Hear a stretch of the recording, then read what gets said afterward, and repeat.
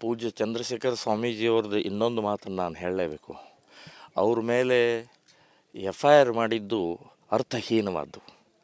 ಅದರೊಳಗೆ ಏನೂ ಇಲ್ಲ. ಅವ್ರು ಹೇಳಿದ್ದಾರೆ, ಹೌದು ಹೇಳಿದ್ರಲ್ಲಿ ತಪ್ಪೇನಿದೆ, ಏನು ಪ್ರಚೋದನೆ ಇದೆ ಅದರಲ್ಲಿ?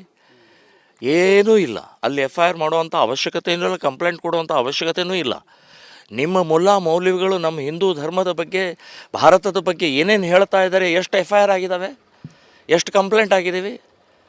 ಪಾಕಿಸ್ತಾನ್ ಜಿಂದಾಬಾದ್ ಅಂತ ಹೇಳಿದರೆ ಒಂದು ವಾರಗಟ್ಟಲೆ ಮೀಡಿಯಾದಲ್ಲಿ ಬಂದರೂ ಕೂಡ ನೀವು ಇದರೊಳಗೆ ವಿಧಾನಸೌಧದೊಳಗಡೆ ಪಾಕಿಸ್ತಾನ್ ಜಿಂದಾಬಾದ್ ಅಂತೇಳಿ ಒಂದು ವಾರ ತೊಗೊಂಡ್ರಲ್ಲ, ಅವನ ಅರೆಸ್ಟ್ ಮಾಡೋಕ್ಕೆ ಹೇಳಿಲ್ಲ ಅಂತ ಬೊಂಬಡಿ ಹೊಡೆದಲ್ಲ. ಈಗ ಚಂದ್ರಶೇಖರ ಸ್ವಾಮೀಜಿಯವರು ತಕ್ಷಣ ಇವತ್ತು FIR ಹರಿದು, ನಾನು ಹೇಳೋದು ಕಾಂಗ್ರೆಸ್ ಗೌರ್ಮೆಂಟಿಗೆ ನಿಮಗೆ ತಾಕತ್ತಿದ್ರೆ ಆ ಸ್ವಾಮೀಜಿಯ ಅರೆಸ್ಟ್ ಮಾಡಿ ನೋಡೋಣ, ಮತ್ತು FIR ಮಾಡಿದ್ದು ಆ ಕೇಸನ್ನು ರದ್ದು ಮಾಡಬೇಕು, ಟೋಟಲ್ ರದ್ದು ಮಾಡಬೇಕು. ಈ ರೀತಿಯ ನಮ್ಮ ಸ್ವಾಮೀಜಿಗಳನ್ನು ಹೆದರಿಸುವಂಥ ಬೆದರಿಸುವಂಥ ಇಸ್ಲಾಮಿಕ ಮಾನಸಿಕತೆಯನ್ನು ಹೊಡೆದು ಹಾಕಬೇಕಂತನ್ನುವಂಥದ್ದು ಹೇಳ್ತೀನಿ. ಏನೂ ತಪ್ಪು ಹೇಳಿಲ್ಲ, ಅವರು ಏನೂ ತಪ್ಪು ಹೇಳಿಲ್ಲ, ಸರಿಯಾಗಿ ಹೇಳಿದ್ದಾರೆ. ಯಾಕೆ?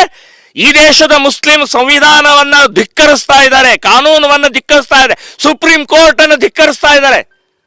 ಈ ದೇಶವನ್ನು ನುಂಗು ಹಾಕೋಕ್ಕೋಸ್ಕರ ಇಸ್ಲಾಮಿಕ್ ಶಕ್ತಿಯನ್ನು ಬೆಳೆಸ್ತಾ ಇದ್ದಾರೆ.